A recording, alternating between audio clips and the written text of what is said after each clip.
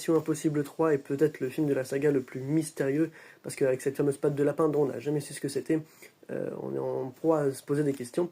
J.J. Abrams a fait un travail plutôt, plutôt pas mal, je veux dire pour son premier film, parce que c'était son premier film, il avait fait des séries avant, mais son premier long métrage ça a été Mission Impossible 3, et on peut dire que c'est plutôt vraiment, vraiment bon, parce que par rapport aux réalisations de Brian De Palma ou de John Woo, c'est sûr, bon, que c'est peut-être un peu moins réussi, mais bon, en même temps, c'est normal, c'est son premier film, les premiers films, il y a toujours un peu d'erreur, mais au niveau du scénario, déjà, il est plus cohérent que Mission Impossible 2, et il tient plus en haleine, j'ai envie de dire, que peut-être le premier film Mission Impossible, même si le premier, ça reste un grand classique, et que le troisième, d'ailleurs, ça a été, je crois, l'un des plus gros beats de la saga, avec le septième, cela étant que ce Mission Impossible 3 reste meilleur déjà que le deuxième.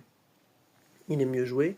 La réalisation, elle est lisible comme le 2, il n'y a, pas de, voilà, il y a pas de changement. Même s'il est un peu en décart, elle reste quand même présente au niveau d'une bonne réalisation. On a une bonne histoire. Le scénario, il tient bien jusqu'au bout. Les acteurs, comme j'ai dit, jouent bien. Il y a de meilleurs dialogues aussi. Les effets spéciaux, c'est pas trop non plus. Il y en a un peu, mais sans trop non plus. On est peut-être sur un film un peu plus mature, un peu plus noir qu'avait pu être donc le deuxième film.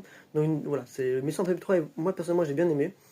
Il est mieux, je dirais, que le 2, mais peut-être un peu en dessous du 1, je sais pas encore, mais de toute façon, il y aura, comme j'ai dit, une petite vidéo pour. Voilà. En tout cas, n'hésite pas à me dire ce que toi tu penses de Mission Impossible 3.